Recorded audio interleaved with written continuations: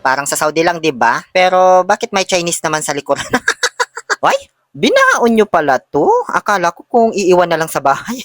So, eto na mga kadipungal. Ipapakita ko na sa inyo kung ano ang mga naging kaganapan noong Onday Undas. So, bago tayo magsimula, habang traffic pa dito sa may Agdao EDSA. Dinaig pa nga yata EDSA nito parang sa Indonesia na to. Gusto ko lang ipaalam sa inyo na kaya pala siya tinawag na undas. Kasi tuwing araw ng mga patay, maraming nagluluto ng unday-unday. At dahil dyan, nakuha yung root word na unda mula sa kakaning unday-unday. At dahil nga sa maraming nagluluto nito, yung unda naging undas. Kasi yun yung plural form kapag marami, kailangan mong lagyan ng S, diba? Di ba natutok ka? Ang ganda ng kwento ko. Di man yan totoo, oy.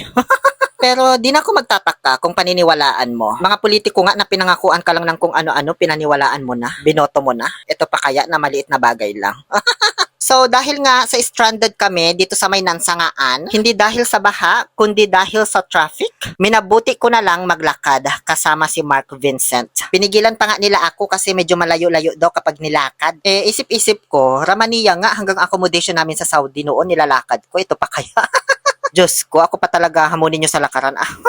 Actually, madami din naman talagang naglalakad, hindi lang kami. Ayan, may mga bitbit pa nga sila. May nagsabat pa nga ng cross dyan. Charot lang. Ano to, mahal na araw. Medyo maputik-putik nga lang yung daan kasi kakatapos pa lang nito ng bagyo. Buti nga umaraw na ngayon Malalaman mong malapit-lapit ka na doon sa sementeryo kasi madadaanan mo na dito si St. Peter, si Puniraria Padlan, at si Puniraria Kagiwa. Basta kapag marami ka ng mga nakikitang puniraria dito, malapit-lapit ka na. Ganun yun. Papunta sa sementeryo, yung sinasabi ko. May nadaanan akong nagtitinda ng bulaklak, kaya bumili ako. 200 pesos yung nakabasket, 150 naman yung nasa paso. Wala akong idea kung mahal ba yung benta nila sa akin o mura na. Hindi man kasi ako nabili nito. Gusto ko kasi ako yung binibigyan. Binili ko yung mura, yung 150 lang na nasa paso. Kasi may paggagamitan ako ng paso. Ang swerte ng mga patay no, laging may bulaklak. Samantalang ako isang beses pa lang yata ako nakareceive nito. So tara na kasi andito na tayo sa may Holy Garden mismo. Diretso na lang tayo doon sa may entrance fee. Pwede rin palang i-model tong bulaklak ng patay no? Oo, di ba? Ayan, kalandaan mo kasi. Magustuhan kaya ng lolo ko tong bulaklak. Uy, maganda sana kasi kung red roses or red tulips. Para mas attractive siya tignan, di ba? Nasa may entrance pa lang kami, di pa kami nakakapasok. Ang dami ng tao. Pero hindi naman siksikan. Chinek ko kung may nakaschedule ngayon ng internship program, kaso wala naman. Ba't ganun no? Walang schedule ng living ngayon. Dapat sinasabay nila yan para mas bongga. Uy, antaray, ganito pala sa sementeryo no kapag undas. Nagulat man ako, be. Para sa inyong kaalaman kasi, first time ko po sa tanang buhay ko makapunta sa sementeryo. Sa araw mismo ng undas. As in, maniwala man kayo sa hindi. Kaya first time ever experience ko talaga ito kung kailan 33 years old na ako.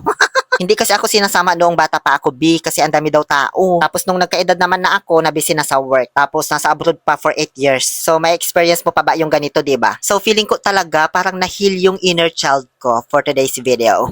Pagkadating namin dito, around 5 minutes yung lumipas, tsaka na rin nagsidatingan yung mga nakatricycle na kasabay namin kanina. O diba, mas mabilis pa pag maglakad ka. Ay, ba't may dala kayong water jug, uncle? Mampapupor kayo maisiri natin. Yan kasi yung dinadala nila sa bukid pag magsasaka ba. Pagkalapag ng mga dala naming pagkain ba yan? Tsaka mga inumin, mayat maya dumating na rin si Crystal kasama yung lola ko. Ewan ko ba, ba't laging huling dumarating tong lola ko ba? Ayan nagsama-sama na naman yung mga tatlong batang makukulit, Diyos ko. At syempre, dala-dala nila yung picture ng lolo ko na naka-frame. Ayan diba? Ang gwapo ng lolo ko no. Ba't ganun no? Saka na lang napapa-frame yung picture kapag patay na yung tao. Pero pag buhay pa upload na nga lang sa Facebook, naka-private pa. Totoo nga yung sabi nila, no? Malalaman mo lang yung tunay na halaga ng isang tao pag wala na ito. Mag-hi ka sa vlog ko, The Ghost Bride. The Ghost Bride ba talaga ito o nilalamok lang? Ayun naman si Wednesday Vargas. Inatangan na namin si Lolo ng deraman tsaka puto kalasyaw na may cheese. Tinanggal ko yung soft drinks kasi di sila nainom yan. Tapos nagtirik kami ng kandila. Dapat daw ang kandila, ang kaparis yan. Laging dalawa, hindi pwedeng isa lang. Pag sa patay, ewan ko kung bakit. Ay, may Pocari Sweet pala sa likod. Parang mahal yan tapos inatang nyo lang. Hanggang sa ayun, kumain na kami. Kung meron man kaming makakain dyan. First time ko man kasi dito, kaya di ko man alam na kailangan palang magdala ng maraming pagkain dito. Merienda lang kasi nadala namin, kailangan pala magdala din ng pang dinner, ganun. So ayun, kumain na lang ako dyan ng chichirya tsaka soft drinks kasi naumay na ako doon sa Daraman. Diyos ko, Daraman din kasi dala ng lola ko. So ganun na lang yun, tamang kwentuhan lang dyan tsaka banding naming mga magkakapamilya. Grabe no, mapapaisip ka na lang, after 20 years kaya kaya pagkatapos mong mamatay, bibisitahin ka pa kaya ng mga mahal mo sa buhay? May makakaalala pa kaya sa'yo, no? Kaya ako, ayoko talagang mamatay eh. Kaya buti na lang talaga may nag-offer sa akin na mag-avail ng the substance. Ayun, in-inject ko na sa katawan ko. Kung gusto nyo ding mag-avail ng the substance, i-PM nyo lang ako. Charot, napanood ko lang yun sa movie. Nung medyo dumilim-dilim na, umalis kami sa aming comfort zone. Pupuntahan kasi namin yung iba pa naming mga kamag-anak na andito rin. Mga taga-Gamata and Balaya, Risuelio and Castro family. Shout out po sa inyong lahat.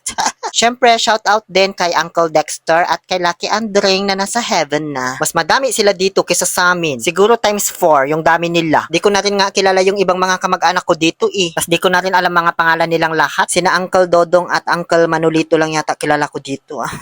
Charot eh. Maraming salamat po sa inyo. Nice to meet you all. Ay, bait-baitan ako ngayon ah. Di ako sanay be. Masama ugali ko sa totoong buhay. So, ganyan yung itsura kapag gabi na dito sa sementeryo. Kumpol-kumpol, tapos may kandila sa gitna para silang nagbo-bonfire. Bonfire ba tawag doon? O born this way? O born again? Naghahanap ako ng kantores kanina pa kasi magpapakanta sana ako eh. Wala man ako makita. Sasabayan ko sana sila sa pagkanta eh. Pero mas mataas yung boses ko syempre. Tapos magbibisil pa ako sa dulo, ganun. Kaso, wala tayong nakita, sayang. Hindi naman ganun karami yung tao, di naman siya masyadong siksikan dito. Sabi nila, tuwing undas, di daw mahulog ang karayom ang mga tao sa sementeryo. Diyos ko, kahit 100 karayom nga ilaglag ko dito, baka wala pang matamaan eh. Bigla akong naiihi, kaya nagpunta ako sa CR. Kaso, masyado mang mahaba yung pila sa mga babae. Kaya no choice ako. Dito na lang tuloy ako pumila sa mga kalalakihan. Bahala na kung magkaroon man kayo ng mali siya sa akin, ha? Lilingon yan, tignan mo. O, akin ka na. Tapos bago bumalik doon sa puntod, may nakita akong nagtitinda ng shawarma may dito sa may bungad. At sakto, nakita ko din si Sir Jomari tsaka yung asawa niya. Shout out po sa inyong dalawa. Buy one take one pala tong shawarma be, 100 pesos lang. Mix na siya ng chicken and beef. At tagalan nga lang kaming pumila, Diyos ko ang daming bumibili. Kaya tignan niyo yung tsura ng kapatid ko. Abuter la. Pagkabalik namin doon sa puntod, nag-decide na rin kaming umuwing lahat. Kasi nagutom na kami. Di kami nakapagbaon ng kanin, Diyos ko. Nakakahiya, kami lang yung walang kinakain dito. So, yun lamang po. Napakagandang experience, masaya. Basta marami kang dalang pagkain. Muli, ito po ang inyong Happy Pill Oliver Castro na nagsasabing, no to toxicity, let's make people hungry. Diyos ko.